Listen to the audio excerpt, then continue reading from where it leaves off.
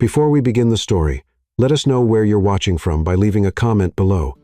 If you enjoy this video, don't forget to like and subscribe. Have a wonderful day.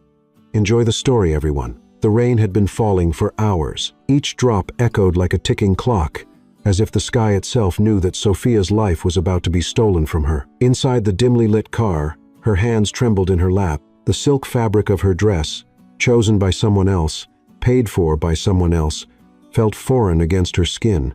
She didn't belong in it. She didn't belong in this car. But most of all, she didn't belong in the fate that had just been sold in her name. She was 25, a virgin, and her parents had just handed her over to a man known not for love, but for fear. Nathaniel Blackwood. The name was heavy, legendary. In whispered circles of wealth and power, it meant control, revenge, precision. No one crossed him. No one questioned him. He didn't give interviews, didn't smile in photos. And now, for a price her family would never speak of aloud, he would be her husband. Or rather, her sentence. Her mother sat beside her in silence, eyes fixed forward, avoiding the tremor in Sophia's breath. Her father had stayed behind. He couldn't even face what he had done. Or maybe he had simply accepted it as the cost of survival. "You must obey him," her mother said suddenly, her voice flat, rehearsed. "He saved your father's legacy. This is what's best for all of us." Sophia turned her head slowly. Her voice didn't rise, didn't crack, but her eyes did what words never could. "Then why does it feel like I'm being buried alive?" Her mother didn't answer. The gates of Blackwood Estate rose out of the fog, like the entrance to another world. Grand, dark, unwelcoming. 2 security guards opened the wrought iron gates slowly, and the car passed through with quiet finality. Behind them, the gates closed again. No turning back. The mansion appeared in the distance. Stone, glass, towering structures kissed by gray mist. It was breathtaking and terrifying all at once. The estate was surrounded by vineyards stretching endlessly in every direction, isolating it as if by design. Sophia stepped out of the car on shaky legs. The moment her heels touched the stone path, the front doors opened. He was already waiting. Nathaniel Blackwood stood tall and still, a dark figure framed by the chandelier's glow behind him. Black tailored suit, hands clasped in front of him. No smile, no greeting, just eyes, piercing, unreadable, locked on her, as if she were a puzzle he had no interest in solving. Sophia had imagined this moment 1,000 different ways. Maybe he would offer his hand. Maybe he would look surprised, curious, indifferent. But he didn't move. He didn't speak. He just evaluated her as if she were merchandise. A contract signed, a possession delivered. The butler stepped forward and took her small suitcase. Her mother placed a final cold kiss on Sophia's cheek and whispered, "Make this work." Then she was gone, and Sophia was alone. She crossed the threshold of the house with her spine held high because, even if they had sold her, even if her heart was bruised and betrayed, they couldn't take her will. Not completely. Nathaniel closed the door behind her with a soft, deliberate click. "You're late," he said, his voice low, smooth, yet cold. The agreement said 6. Sophia turned toward him slowly. "You'll have to learn, I don't always follow agreements." Something flickered behind his eyes. Not amusement, not anger, something like interest. He stepped closer. She didn't back away. There was a scent about him, something clean and sharp, like cedarwood and winter wind. His presence filled the room like a storm about to burst. Everything in her wanted to recoil. But still, she stood her ground. She wouldn't give him that. "Your room is upstairs," he said, his voice like metal wrapped in silk. "You'll sleep there. I expect silence, discretion, and no questions about my past." She blinked once. "So that's the marriage. Silence and rules." He looked at her, unmoved. "This isn't a marriage. This is an agreement." Sophia's jaw tightened. "And what did you pay for in this agreement, Mr. Blackwood?" He studied her again, this time longer. "To have something that was taken from me." She didn't understand what he meant. Not yet. But the heaviness in the room was suffocating, as if ghosts walked beside them, as if his pain had become furniture. He turned away. "Margaret will show you to your room. Dinner is at 8. Do not be late again." And with that, he disappeared into the hall as quietly as he had appeared. The maid, Margaret, kind eyes, middle-aged, quiet, led Sophia through the halls. The interior was as grand as the outside, yet cold. No family photos, no laughter in the walls, just marble, silence, and windows too clean to feel human. They reached a room with a carved wooden door. "This will be yours," Margaret whispered. "You'll be safe here." Sophia gave her a sideways glance. "Safe?" Margaret hesitated, then quietly said, "He's not cruel, not if you don't touch the past." But how could Sophia live in a house built on secrets and not be tempted by the past?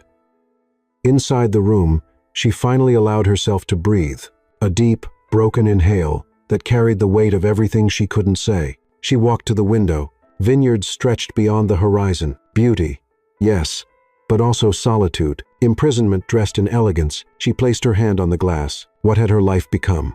Sold, delivered, forgotten, and yet something in her whispered that this was not the end. That Nathaniel Blackwood, this man of ice and command, was not as untouched by pain as he pretended, and perhaps, just perhaps, he hadn't expected her, not Sophia, but somewhere in the depths of that house, something was watching, waiting, and her arrival had awakened what even Nathaniel had buried too deep to name. The morning after her arrival, Sophia woke up to silence, not the gentle kind filled with birdsong or the breeze, but the kind that presses against your chest like a weight. The room was too perfect. Ivory curtains fluttered gently with the wind from the open window, and the scent of fresh linen lingered in the air like a memory she hadn't lived. For a moment, she forgot where she was until she sat up and remembered everything. She stood barefoot on the cold marble floor and moved toward the window. Outside, the vineyard stretched out like a painting, neat rows of green vines rolling over soft hills, kissed by mist and sunlight. But despite the beauty, there was something eerie about it all, as if even the wind obeyed Nathaniel Blackwood. A soft knock interrupted the silence. It was Margaret again, holding a tray with toast, black coffee, and what looked like unsweetened fruit. "He likes breakfast simple," she said gently. "He assumes others should, too." Sophia offered a faint smile. "Does he always assume things for people?"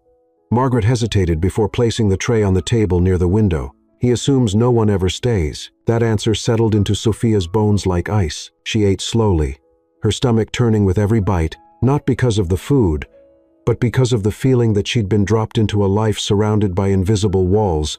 Every choice had already been made for her. Her clothes were selected, her food predetermined, her silence expected.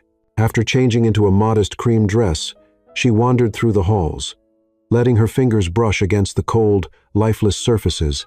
The house was vast, endless corridors, high ceilings, and echoes that seemed to follow her.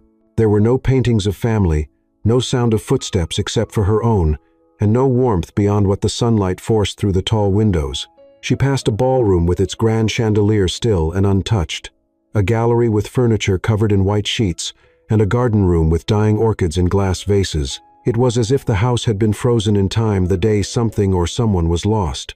In the library, her eyes lingered on the titles lining the walls, first editions, dusty leather spines, untouched for years. One book was lying open on the desk. She walked closer and noticed that the page had been carefully folded down. "Wuthering Heights," the underlined line read, "Whatever our souls are made of, his and mine are the same." She stared at the sentence for a long time, and then his voice, low and near, "You read Bronte?" She turned sharply. Nathaniel stood at the doorframe, hands in his pockets, shirt sleeves rolled up, not expecting an answer. "I studied literature before my family lost everything," Sophia replied calmly. "But I always came back to this one." "Because you're a romantic?" he asked, expression unreadable. "No," she said, "because I believe in ghosts." There was a pause, his gaze sharpened, like she'd touched on something unspoken. He stepped into the room, his presence making the walls feel closer. "Ghosts," he repeated. "What do you think haunts this place?" She didn't flinch. "Whatever made you stop living in it," something in him stilled. She expected him to dismiss her, to throw back one of his cruel, guarded remarks. But he didn't. He just looked at her, long and silent, as if for the first time she wasn't just a pawn in his game. Then, as quickly as he had come, he stepped away from the desk. "I've arranged a wardrobe for you," he said over his shoulder. "Don't change it. I dislike surprises." She almost laughed. "And I dislike being dressed by strangers." He stopped, turned, then "Don't be a stranger." And with that, he walked away. Sophia stood there, heart pounding, not because of his words, but because of what she saw when he turned. There was something tired in his posture, something human, a crack in the mask. She moved deeper into the house after he left, feeling watched even when alone. In the western wing, She found a set of double doors that led to a greenhouse filled with wild vines and broken glass. No one had stepped foot there in years. She pushed the door open and walked inside. The scent of damp earth and wilted petals surrounded her like memories. On a bench sat a cracked ceramic pot. Inside it, a single white lily still bloomed. It looked out of place, alive in a room full of loss. She didn't know why, but she reached out and gently touched the petal. "Don't go there alone." His voice again, closer this time. Sophia turned and found Nathaniel watching her from the doorway. His jaw was clenched, but there was something deeper in his eyes. "Not anger, fear." "Why?" she asked softly. "What happened here?" He stepped forward slowly. This was Amelia's garden. Sophia didn't move. "Amelia." His voice grew colder. "You'll learn to stay away from that name." And just like that, the ghost had a name. Sophia stepped back out into the hall, heart racing, pulse thumping.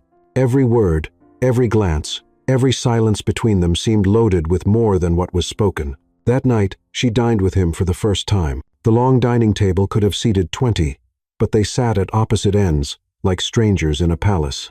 He poured the wine himself, didn't ask what she liked, didn't offer a toast, just silence and silverware against porcelain. She met his gaze once across the length of the table. He didn't look away. Neither did she. She thought of that quote again, "His and mine are the same," and wondered what part of him was already inside her, what piece of her had been pulled into his world without her permission. After dinner, she walked alone through the dim halls to her room. Margaret had placed a new nightgown on the bed. Elegant, ivory, too delicate for sleep. She folded it back neatly and sat at the edge of the mattress. Outside, the wind whispered through the vines. Inside, something was shifting. He wasn't what she expected, but then again, neither was she. And this mansion wasn't just a home. It was a vault of secrets, and she had just stepped inside. The clock in the hallway struck 10. Its chimes echoed through the long corridors of Blackwood Estate, slow and deliberate, as if announcing something more than the hour, something inevitable. Sophia stood before the mirror in her room, her fingers hesitating on the delicate straps of the nightgown her mother had folded into her suitcase. It was pale pink silk, modest, but revealing just enough to make her stomach tighten with unease. The fabric still carried the scent of home, of betrayal. She could hear her own breath. It was shallow, controlled. She hated that she felt afraid. She hated even more that he would expect it. Still, she slipped it over her skin with slow precision, as if dressing for a battle she hadn't agreed to fight. Her bare feet touched the cold floor. She straightened her spine and walked toward the door, then paused. The silence outside was thick. A choice lingered. Lock the door and stay safely invisible, or face the man who had bought her future and now demanded her presence in his world. She opened it. The hallway was dark, lit only by the moonlight spilling through the tall windows. Shadows moved across the walls like silent spectators. Her bedroom was on the east wing. His was at the end of the same corridor. One shared hallway, one shared night. She walked slowly, each step echoing against the marble like a question she couldn't yet answer. When she reached the double doors at the end, she stopped. They were already open. Inside, the room was vast and masculine. Dark wood, charcoal gray linen, and a fireplace lit just enough to cast a faint glow across the space. The air smelled of firewood, amber, and something unmistakably him. Nathaniel stood at the window, facing away, a glass of scotch in his hand. He didn't move when she entered. "You're punctual tonight," he said without turning. "I didn't know I had a choice." At that, he turned, and for the first time, he looked at her, not just glanced, not scanned, but looked. His eyes moved over the curve of her collarbone, the tremble in her breath, the way her fingers curled subtly around the silk hem of her nightgown, but his face remained unreadable, calm, controlled. "You can sleep here," he said, gesturing toward the bed. "On the left side. I won't touch you." Her voice was low, steady. "That implies you think I'm afraid of being touched." He raised a brow, walked past her slowly, placing the glass down on the table beside the bed, his presence brushing against her like static. "No," he murmured. "It implies I'm not interested in touching someone who was given to me like a debt to collect." Her jaw tightened. "I wasn't given. I was sold." He turned to face her again. "And you agreed?" She didn't blink.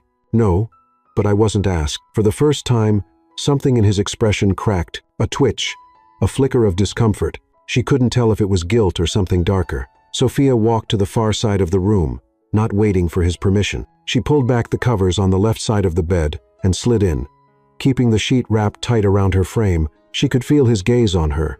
Heavy, assessing. "I'm not a ghost," she said quietly, her back to him. "I didn't say you were. Then stop treating me like one." A pause. Then the sound of his footsteps as he walked to the dresser and removed his watch, his cufflinks. Every movement was deliberate, restrained, as if rehearsed 1,000 times. He didn't speak again until the room was silent once more. "You're bold," he said. "For someone who doesn't belong here." She turned her head slightly. "Maybe I do belong here. Maybe I'm exactly the kind of storm this place needs." A long breath escaped his lips, half a sigh, half a warning. Then he climbed into the bed beside her, but kept his body far away. A wall of unsaid things lay between them. Neither of them slept. Not really. Sophia stared at the ceiling, her mind racing with images of her old life. Her room back home, her father's hands shaking as he signed the papers, her mother's voice telling her to obey. She wondered if Nathaniel could hear her thoughts, if he knew she wasn't afraid of him, only of becoming numb. Sometime past midnight, she shifted slightly. His voice, sudden in the dark, startled her. "You're still awake." "So are you." "I don't sleep much." "Because of guilt?" she asked. Careful, precise. He was quiet for a moment too long. "No, because the silence gets too loud." The honesty of it cut deeper than she expected. She turned on her side, facing his back. He hadn't touched her, hadn't even come close, but she could feel him, his anger, his sadness, his control, and something beneath it all that frightened her more than rage ever could. Loneliness. "You don't scare me, Nathaniel," she said, barely above a whisper. He didn't move. "You should," was all he answered. But the way he said it, almost like a man trying to convince himself. In the morning, he was gone. The sheets were cold where he had lain. A glass of untouched water sat on the bedside table. The fire had gone out during the night. Sophia sat up slowly, her hair tousled, her body wrapped in stillness. She hadn't lost anything, but something had shifted. She had stepped into his domain, not as a victim, but as a force, quiet, steady, alive.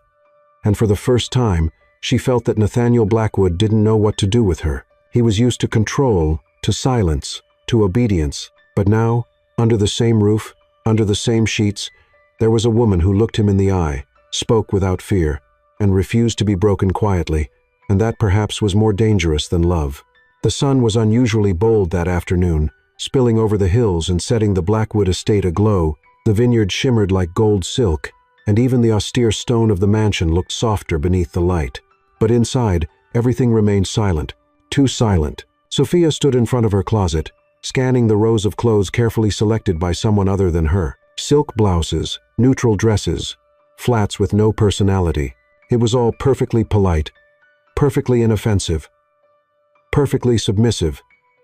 And she was done with that. With her jaw set, she reached to the back of the closet and found it, something she hadn't worn in years. A red bikini tucked in a side pocket of her old suitcase. It was the kind of red that made a statement, not vulgar, not loud, just fearless, exactly what she needed to feel again. She changed without hesitation, pulled a linen robe over it, and made her way toward the outdoor pool. The estate's western wing opened into a stone terrace where the private pool lay like a hidden oasis, long, rectangular, perfectly still. No one used it. She had noticed it every day from the window, untouched, like the rest of the house. Beautiful, but frozen. Not today. She walked out into the sunlight, untied her robe, and let it fall gently onto the lounge chair. The warm air touched her skin like a quiet affirmation. Her body didn't tremble this time. She didn't care if someone saw. In fact, she hoped he would. Sophia lay down, sunglasses over her eyes, head tilted toward the sun, and waited, not for him necessarily, but for herself. The woman who'd been buried beneath shame and silence. She let the light sink into her, let the wind brush against her hair. It felt like the first honest moment she'd had since arriving. For once, she wasn't hiding, and that was precisely when she heard footsteps, slow, controlled, heavy. Nathaniel's voice came from behind her, low and sharp like a blade. "Is this some sort of performance?" She didn't flinch, didn't even turn her head. "I'm enjoying the sun, unless that's prohibited too." His footsteps stopped beside her. "Don't pretend this is innocent," he said, voice tighter now. "You knew I'd see you." She removed her sunglasses and finally looked up at him, eyes calm, lips soft but firm. "And if I did, what exactly are you accusing me of? Wearing a swimsuit on my own property?" His jaw flexed. He was still in his usual attire, tailored shirt, sleeves rolled, dark trousers, but the open collar revealed a trace of tension at his throat. "This isn't your property," he said coldly. "No," she replied. "It's my prison, but at least today, I choose how to decorate the cell." The sun glinted off the water between them. A silence fell, a thick, electric silence that felt like a prelude to thunder. He stepped closer. His shadow fell over her, but she didn't move. She let him look, let him struggle with what he saw. "You think you're in control now?" he asked, voice low. "I think control is an illusion," she answered.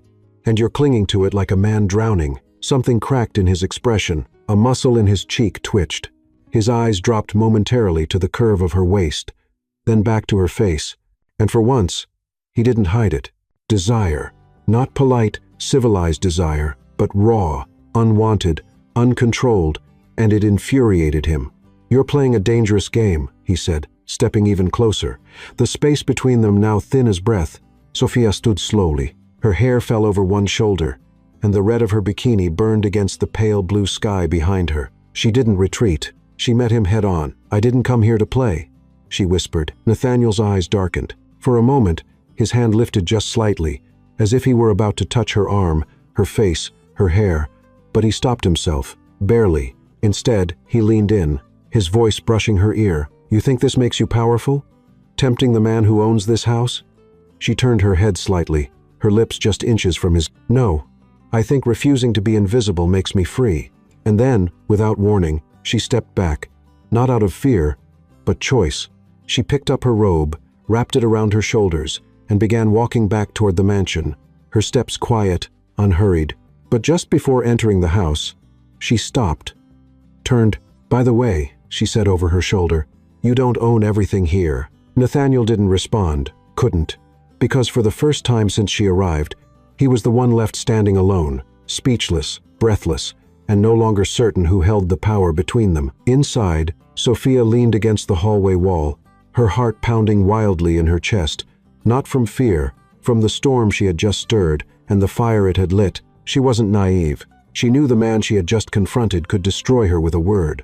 But somehow that no longer scared her. What scared her now was how alive she had felt under his gaze, and how much she wanted him to look again. Outside, Nathaniel remained still by the pool. His fists clenched, his thoughts spiraled. He had brought her here to punish her, to haunt her, to remind himself that the blood of her family had taken everything from him. But now she walked with fire in her eyes and rebellion on her skin. She didn't flinch, didn't obey. She challenged him at every turn, and he couldn't stop looking at her, couldn't stop thinking about what it would feel like to give in, just once. But desire was dangerous, especially when it started to burn where revenge had once lived, and the fire was spreading. The rain came without warning. One moment, the afternoon was golden and still. The next, the sky opened with a low grumble and began to weep over the estate. Thick drops tapped against the windows like soft knocks on a door no one wanted to open. Sophia stood in the hallway near the grand staircase, watching the storm through the tall glass panes. The vineyard blurred into silver and ash. Somewhere deep in the mansion, a piano note echoed faintly and then stopped, like someone had touched it by accident and remembered too late that music wasn't welcome here. The house felt heavier during the rain, as if it remembered something. Someone. She wandered the halls without a destination. Her fingers traced the grooves of the wooden banisters, then the carved door frames, then the edges of paintings that hung like memories no one talked about. They were mostly landscapes, still, cold, impersonal. Not a single face among them until the library. It was the only room that felt alive. The door creaked open, and Sophia stepped inside. The scent of leather, paper, and time wrapped around her. Shadows stretched along the shelves like secrets, keeping each other company. She'd been here before briefly, but now she walked deeper. Near the far wall, a small alcove caught her attention. Lined with antique volumes and bound journals, she pulled one from the shelf and opened it, revealing pages filled with elegant, slanted handwriting. Notes about wine cultivation, business, legal formulas, all meticulous, all cold. She slid it back into place. Then, on the lowest shelf, something else. A wooden box tucked between books. Curious. Sophia pulled it free. Inside, Polaroid photographs. Old, faded, and worn at the edges. A woman in her 22nd, standing barefoot in the garden, dark hair, a bright smile, and eyes that sparkled with wildness. In another photo, the same woman laughed with a man whose face had been torn from the image. One photograph, however, remained untouched. The woman stood in front of the fountain just outside the greenhouse, holding a white lily. She looked radiant. On the back of the photo, a name written in delicate ink. Amelia Voss. Sophia's breath caught. The name felt like thunder, even in silence. She stared at it for a long time. Why was this hidden? Why did Nathaniel flinch when she had stepped into that part of the house? Why did no one speak of this woman? She didn't hear the door open, didn't sense his presence until his voice cracked the stillness behind her like a whip. Put that back. Sophia froze. She turned slowly to find Nathaniel in the doorway. He was soaked from the rain, his shirt clinging to his skin, hair damp, jaw clenched. He looked different, disheveled, exposed. "You're not supposed to be in here," he said, stepping forward. She didn't move. Why? Because this is where the truth lives. He stopped. His eyes locked on hers, a storm behind them that rivaled the one outside. "That name," he said slowly, "is never to be spoken in this house." Sophia held the photo tighter. Who was she? His voice was low. Put it back. But she didn't. Was she your wife? Silence. Your lover? Nothing. Sophia stepped forward now, her voice rising slightly, trembling not with fear but with something else. An ache. A need to understand why this man, this mansion, this life, was so deeply buried in shadows. "She had your eyes," she whispered. "The same sadness." Nathaniel reached out and snatched the photo from her hand, crushing it between his fingers. "I told you, I want to know what I've been dragged into," Sophia snapped. "You brought me here? You married me without love, without choice, without meaning. And yet, there's meaning everywhere I look. Every silence in this house is screaming her name." He turned away, jaw tight, breathing hard. Rainwater dripped from his hair down his temple. He ran a hand through it as if trying to shake something loose. Grief, rage, memory. "She died," he said finally. The words were simple, but they carried a weight that bent the air between them. "She was in a car," he continued, eyes locked on the fireplace now. "A rainy night, curved road. She was on her way to meet me. The other driver ran a red light." Sophia's voice dropped, and Nathaniel's shoulders tensed. "It was your parents' car." A silence so thick fell that Sophia felt like it might smother her. She couldn't speak, couldn't move. He turned to her again, and his voice no longer held venom, but something worse. Hollow grief. They survived. She didn't. The crack in his soul had a name now. Amelia. "I loved her," he said, "and I buried her with everything I believed in." Sophia stepped back, heart pounding. The room swayed slightly. "So that's why I'm here," she whispered. "That's why you chose me." He nodded once, slowly. This wasn't about marriage or business or even power. His eyes met hers. It was punishment. She swallowed hard. For the first time in her life, she didn't know if her legs would hold her. "I didn't even know her," she said, broken. "I wasn't driving the car. But you carry their name," he said coldly. "You carry their blood." The cruelty was sharp. With Benetit, a tremor, he didn't want to hate her. He just didn't know how to stop. Sophia turned toward the door, but before leaving, she looked back, voice soft, stripped. Then, "Hate them, blame them, destroy everything they built, but don't put her death on my skin." And she walked out, not quickly, not defeated, but slow, heavy, and alive with something new, understanding and fury. Inside the library, Nathaniel remained alone. He stared at the crushed photo in his hand.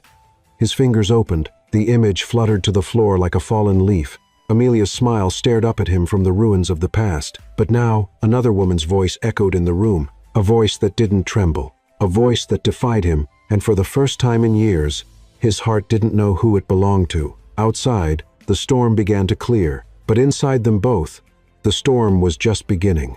The day after the storm, the sky was impossibly blue, too clean, too bright. It felt wrong. Sophia stood on the balcony just outside her room, arms wrapped around herself, staring at the vineyard that now looked like another planet. She hadn't spoken to Nathaniel since the confrontation in the library, but his words, "It was punishment," echoed louder than anything he could have screamed. Her chest felt hollow, not because of guilt, but because she'd seen it now, seen the truth. She had been a placeholder for grief, a symbol for something broken, and she couldn't unsee it. That afternoon, Margaret entered the room with cautious steps. "Mr. Blackwood asked to see you in the study." she said quietly. Sophia didn't respond right away. She just nodded once and walked barefoot down the hall. The study was dim. Heavy curtains blocked most of the light. Books lined the walls, and a single decanter of whiskey sat untouched on the mahogany desk.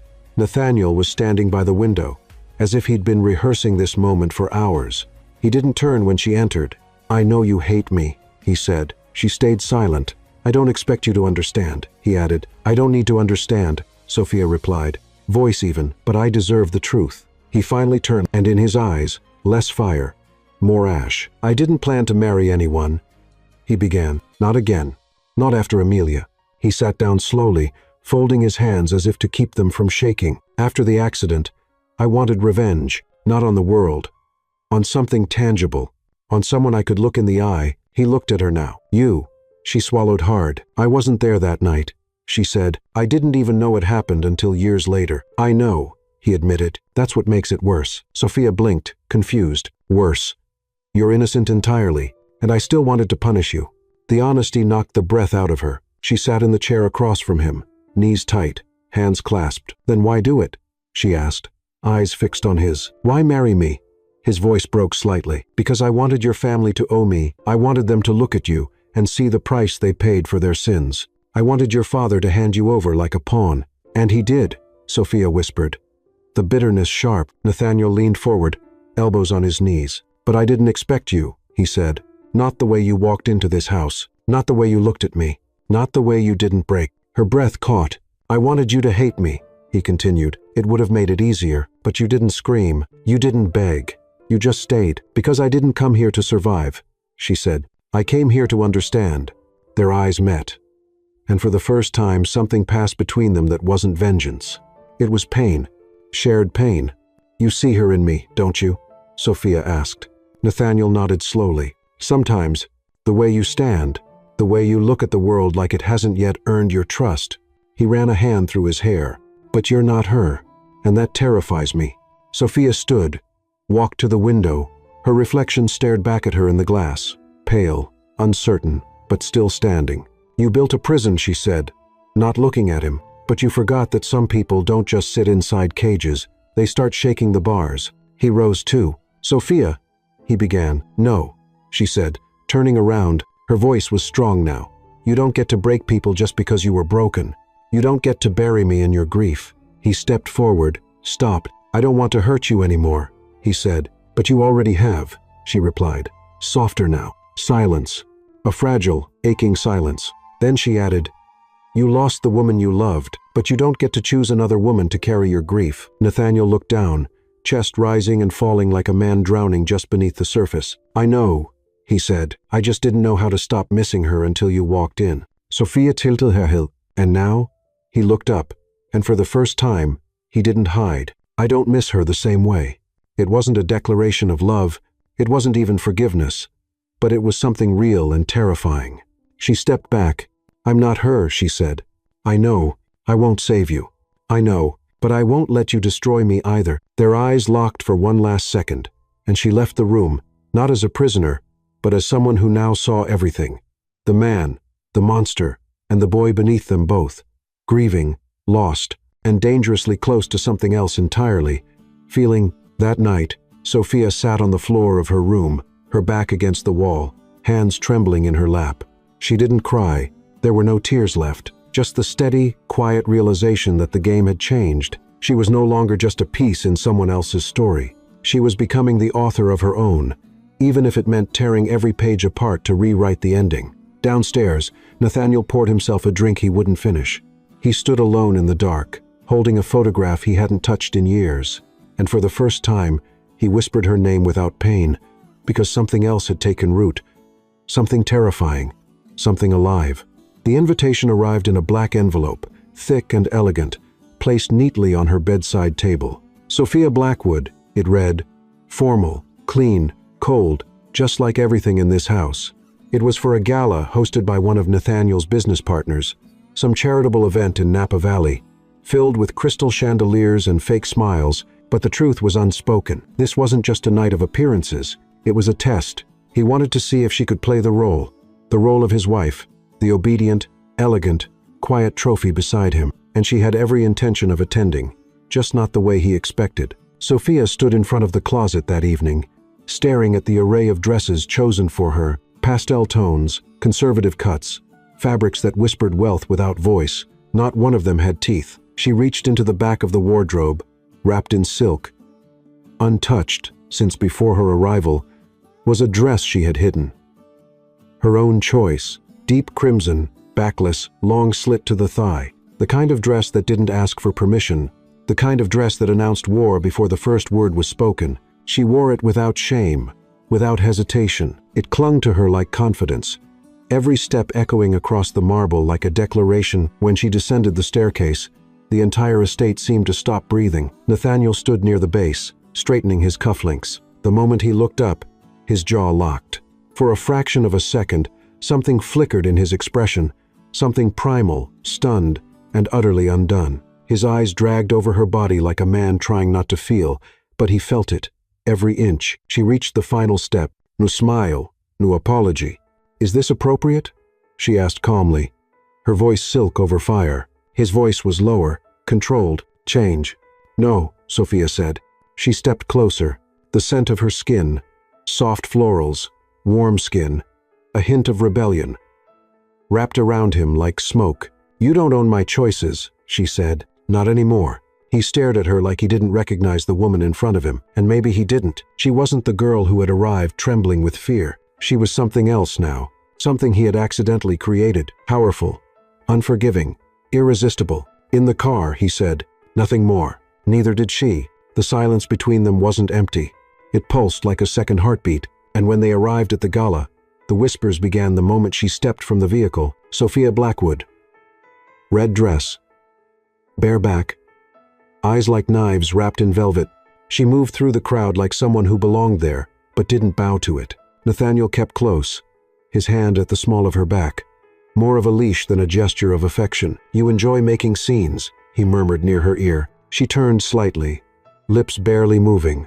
"You enjoy control. Tonight, we both get what we want." But what he wanted was shifting, and that terrified him. They danced once, her hand in his, their bodies near, but not touching fully. Everyone watched. No one spoke. And in that silence, their eyes said things their mouths never could. By the time they returned home, the tension had reached its breaking point.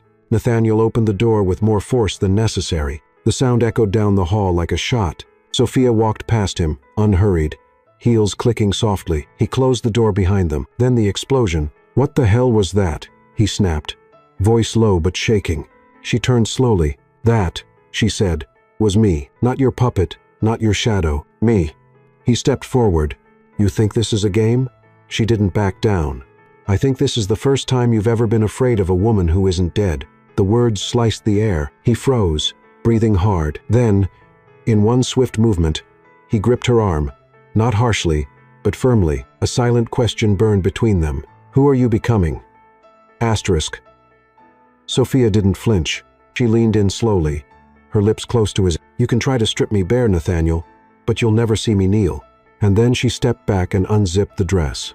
It slid from her shoulders, hit the floor like a gauntlet thrown. She stood before him in lace lingerie, unashamed, spine straight, eyes burning. "I'm not afraid of your anger," she said, "but maybe you are." His chest rose and fell, his fists clenched at his sides. She thought he might shout or leave or destroy something, but he didn't. He looked at her like a man standing on the edge of a cliff. One step away from surrender. One breath from falling. Then he turned, walked away, closed the door behind him, and left her standing there. Not discarded, not defeated, but powerful and unforgettable.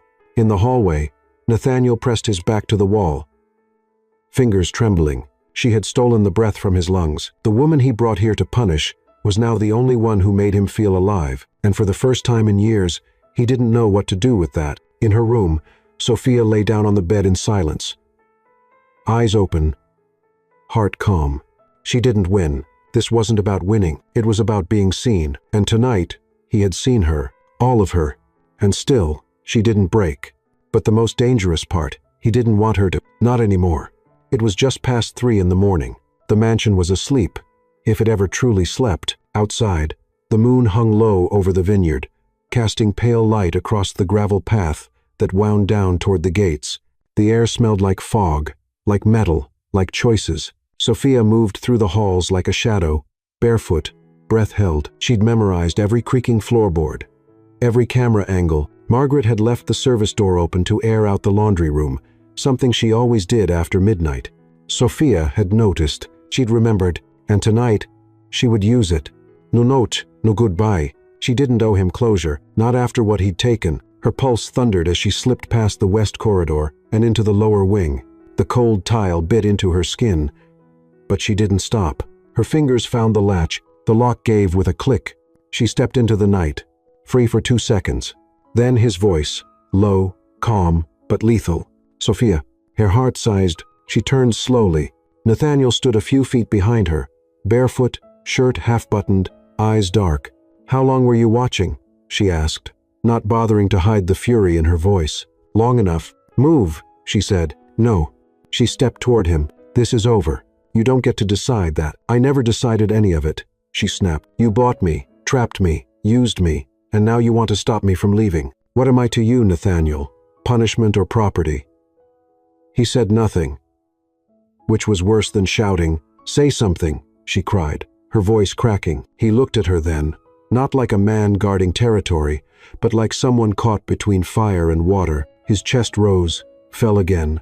His hands stayed at his sides. "I don't know what you are to me anymore," he finally said, "and that scares the hell out of me." Sophia's throat tightened. She hadn't expected that. He took a step forward, slower this time. "You were supposed to be a name," he said, "a face to blame, something I could bury my rage in. But then you spoke. You stood up. You refused to bend. And I." He stopped himself. "You what?" She pushed. He searched her face, and this time there was no mask. "I started seeing you, and I can't stop." Silence wrapped around them like fog, heavy, too real. "I don't want to feel this," he whispered. "But I do." She blinked hard. "And what exactly is this?" He stepped even closer. His voice, like broken glass wrapped in velvet. "I don't know if it's love or guilt or obsession, but I wake up thinking of you.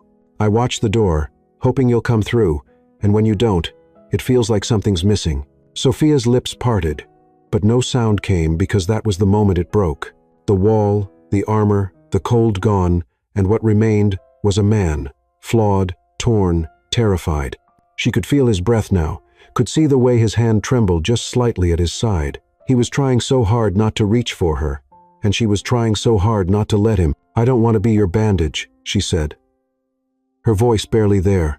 "You're not," he replied. "You're my wake-up call." Her eyes searched his, and for once, he let her see everything. The pain, the loss, the fear, and beneath it all, wanting not of the body of the soul.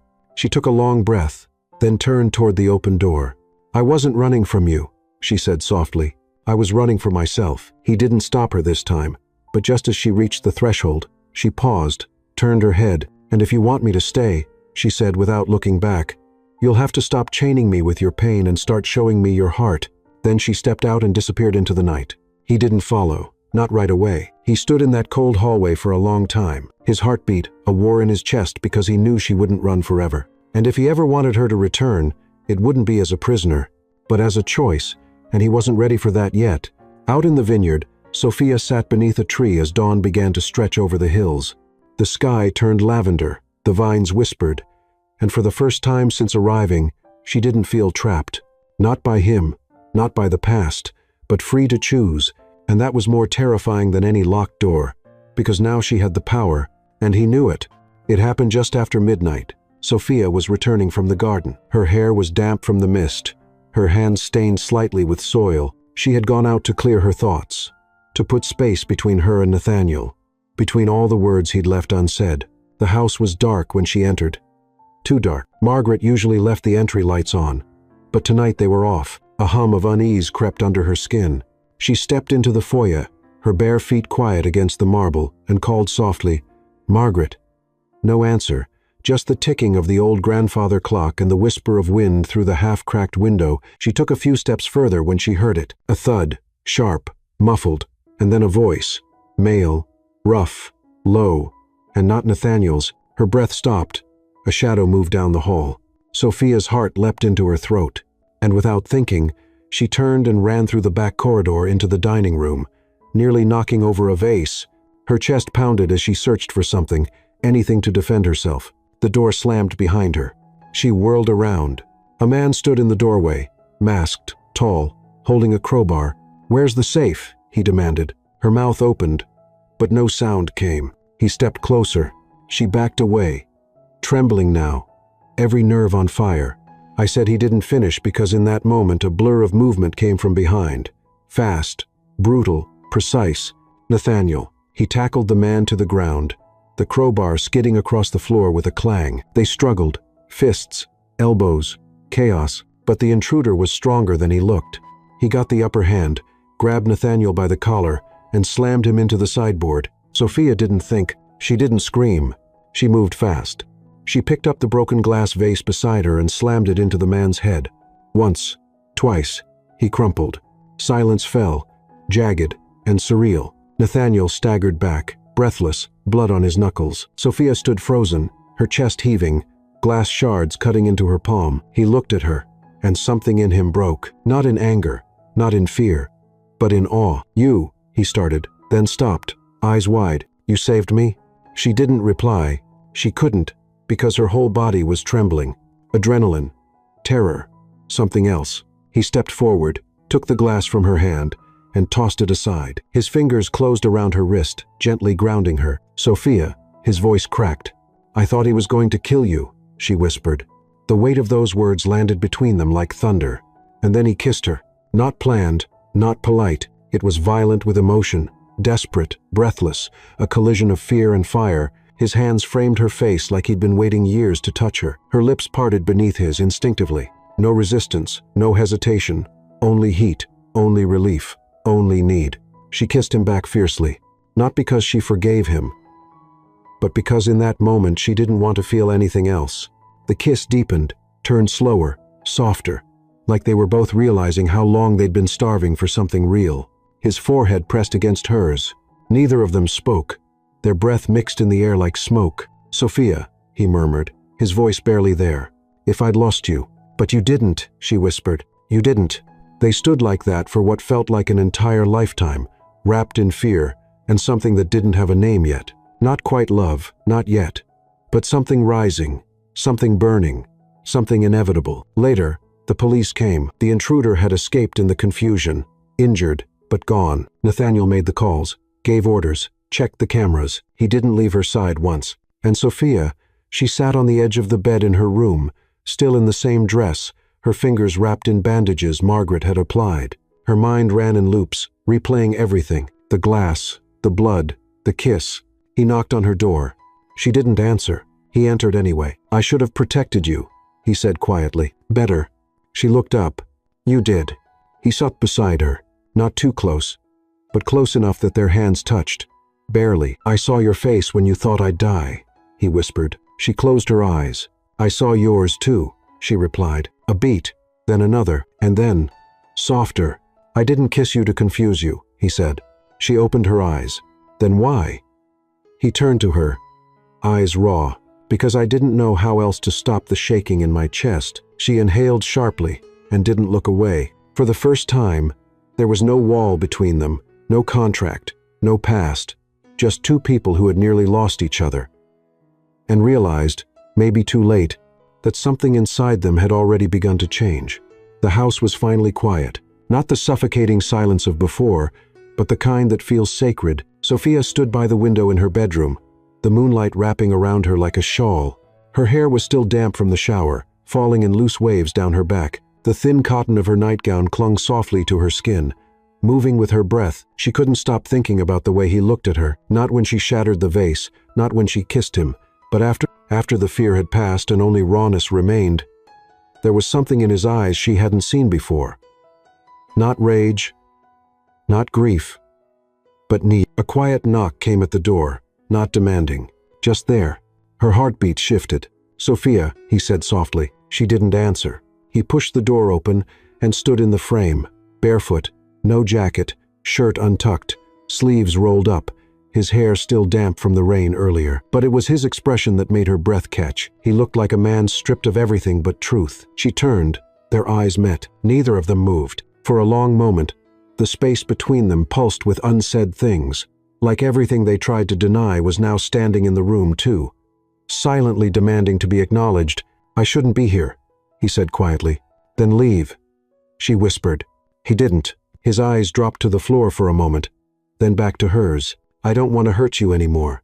Then stop holding back. That was the final thread.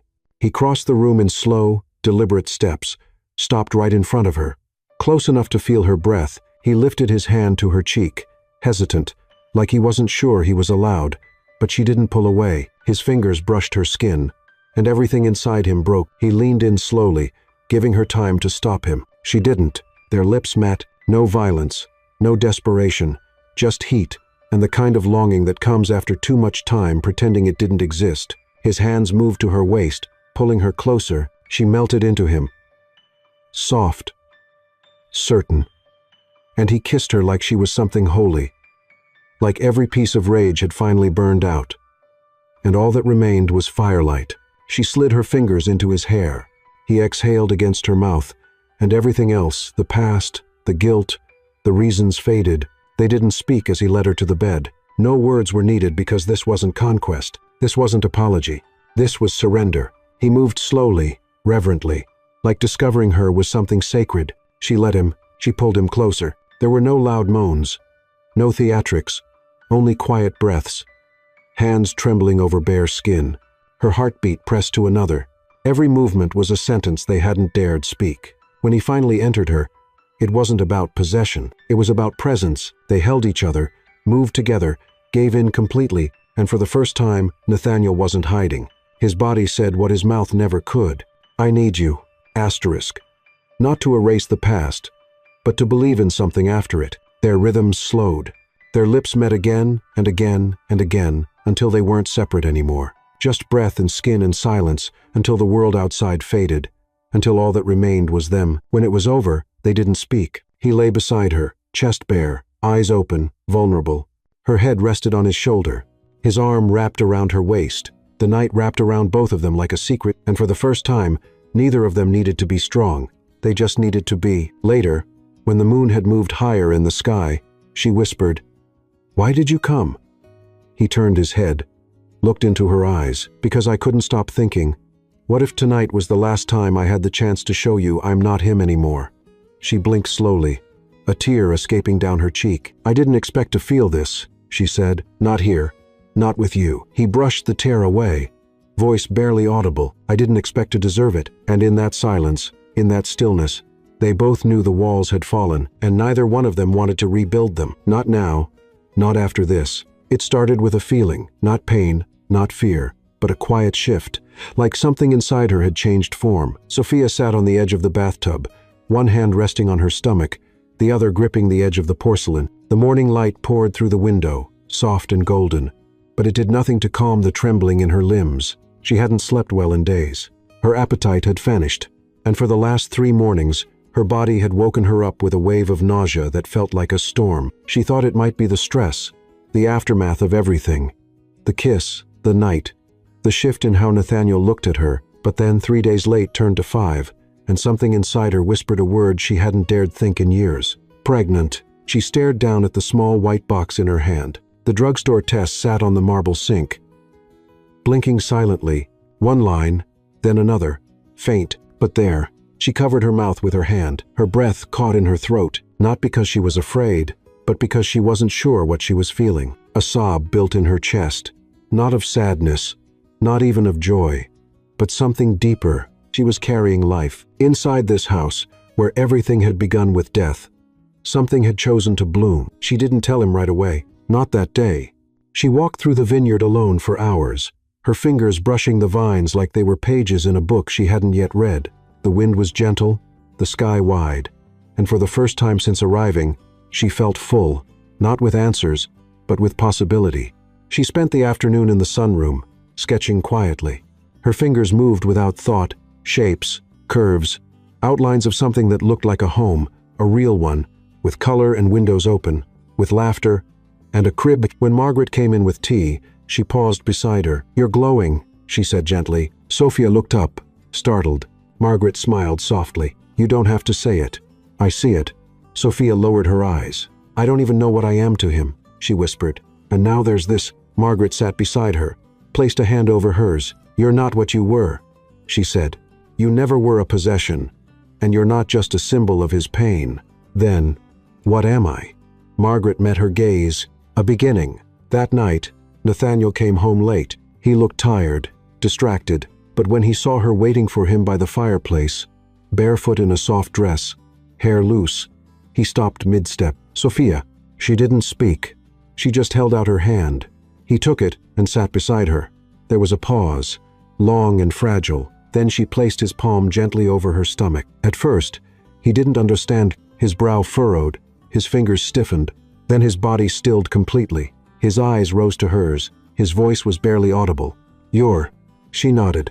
The silence that followed wasn't cold this time. It was holy. He looked down at his hand again, as if trying to feel something already growing beneath his touch. "I didn't expect this," he whispered. "Neither did I." He swallowed hard. "And yet, it doesn't feel wrong."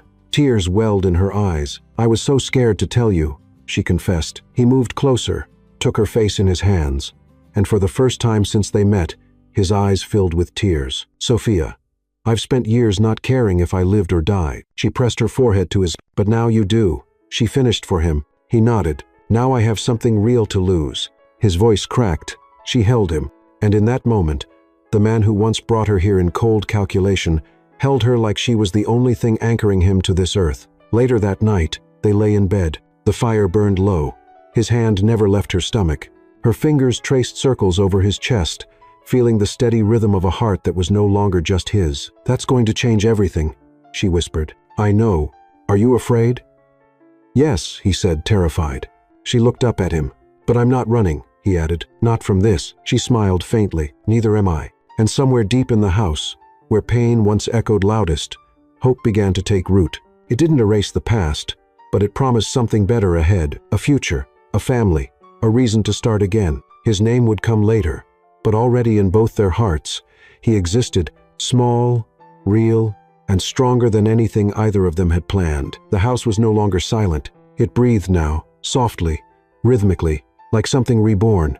Laughter hadn't returned in echoes, not yet, but music sometimes played from the sunroom, and Margaret had begun humming while setting the table, as if the walls themselves had softened. Sophia sat near the fireplace, her hands resting over her belly, now round, full, and radiant. She was 8 months along. Her ankles swelled, her moods shifted, and yet, she had never felt more anchored to the world. Nathaniel had changed too, not loudly, not suddenly, but deeply. He no longer disappeared into his office for hours. He asked questions, listened, learned how to boil water without burning it, how to rub her back without her needing to ask, how to hold her hand when fear crept in during the night, and most of all, how to be present.